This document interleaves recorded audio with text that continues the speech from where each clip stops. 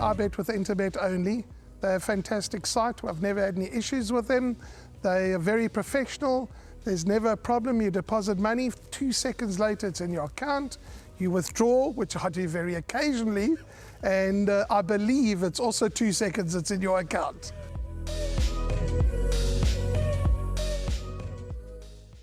We're on to race number 8, and it's a fillies and mares 73 handicap. The distance is 1,200 meters, and before we pull up the field and have a look at what's happening with the form, Callum Dixon has been busy. Young Callum, let's hear what he has to say. Race number 8.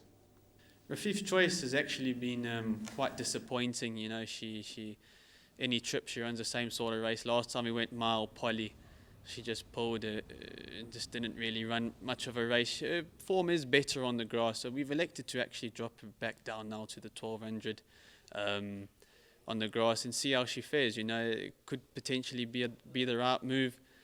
She's a very good workhorse, probably our best workhorse in the yard. So if she can just produce what she shows at home, she's got to have a chance in that race.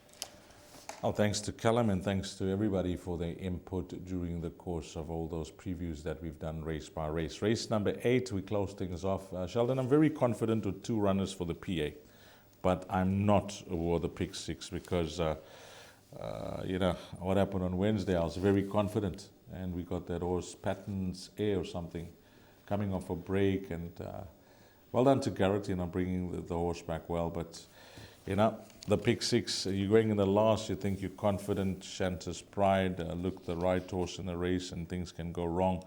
So this race, I'm a bit nervy when it comes to the pick 6. But the PA, I mentioned to you, I like 2 runners. Number 6, Ketiwa's Destiny. The way she won last time out at Turfentine, I watched the race, it was very easy. And I think there's more to come from her. She's a young filly, a 2-year-old, taking on the older horses here.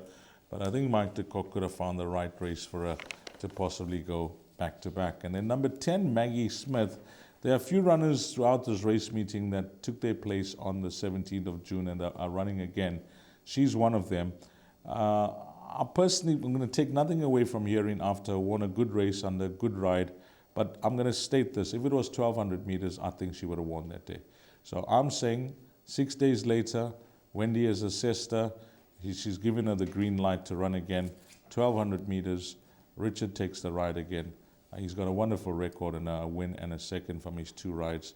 And those are my 2 runners in the PA, numbers 6 and 10. But for the pick 6, I don't know if you can help us there with the pick 6, because it looks like you could get a result here if these 2 runners that I've singled out don't win.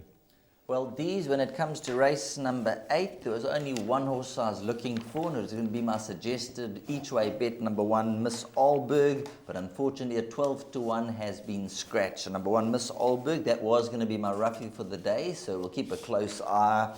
Now I've got to go to plan B, and number 5, Rafif's Choice. We heard one of the better workhorses in the stable. The thing with Rafif's Choice is I just think she's stuck in the merit trading system on a 72. She's been fairly consistent, although not too far off the action her last 2 runs. Second to Tara's Star, second to Konabi.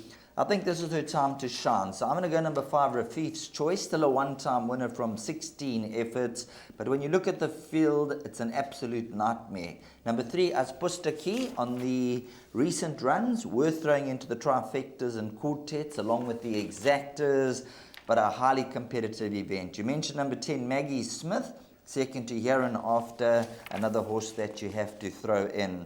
And then number 12, One Smart Cookie, just won the maiden and a little bit more to do. So after the scratching of number 1, Miss Alberg, number 5, Rafif's Choice will become my first selection, and then a horse like number 3, Aspustaki, and number 10, Maggie Smith. These? Well, the 3 and 5, good backup there for the pick 6 along with numbers 6 and 10. So 3 and 5 going to be the backup numbers. And if you're looking for one more, just one more, consider horse number 13, Miss Gibson. And that's a wrap of our race meeting at Hollywoodbets Scottsville.